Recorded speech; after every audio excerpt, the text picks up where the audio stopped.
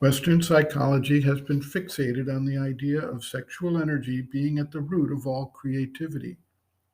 Beginning with Freud, they have discussed the sublimation of sexual energy into creative pathways of art and intellectual effort.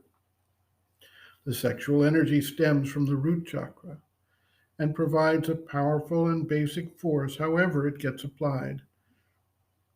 Sublimation, if we examine the concept carefully, represents the shutting down or constricting of the expression of this energy in its original native form at the base of the being as direct sexual expression. Instead, the energy gets forced upwards into one of the higher chakras, and wherever it manifests, it exhibits characteristic actions associated with that higher chakra.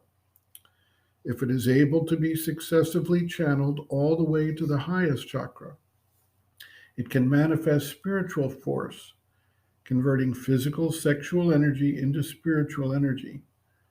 The process by which this is done is well known in the ancient traditions of India, and it is for this reason that the practice of control of the sexual energy, brahmacharya, has been recommended for spiritual seekers.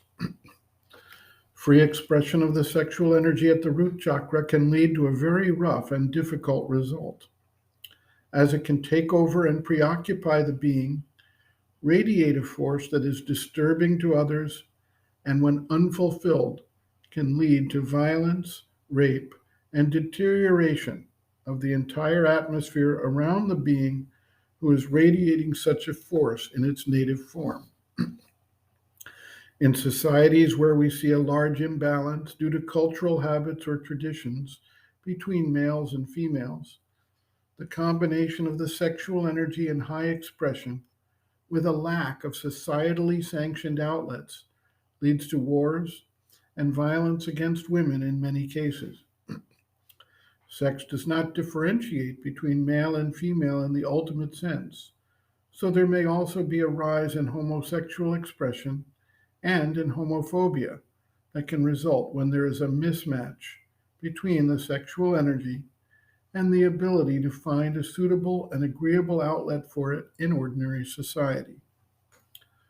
Sri Aurobindo's focus is on the spiritual practitioner, and here another set of standards must apply, as the goal is the transition from the human, ego-based focus to the divine standpoint.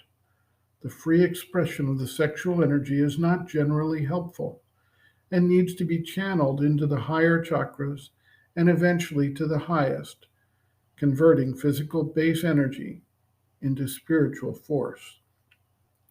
Sri Aurobindo writes, quote, "The sex energy utilized by nature for the purpose of reproduction is in its real nature a fundamental energy of life.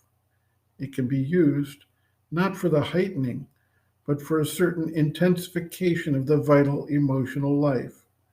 It can be controlled and diverted from the sex purpose and used for aesthetic and artistic or other creation and productiveness, or preserved for heightening of the intellectual or other energies. Entirely controlled, it can be turned into a force of spiritual energy also. This was well known in ancient India and was described as the conversion of Retas into Ojas by Brahmacharya. Sex energy misused turns to disorder and disintegration of the life energy and its powers." End quote. Reference, Sri Aurobindo, Integral Yoga, Sri Aurobindo's Teaching and Method of Practice. Chapter 10, Difficulties in Transforming the Nature, Sex, pages 299 to 308.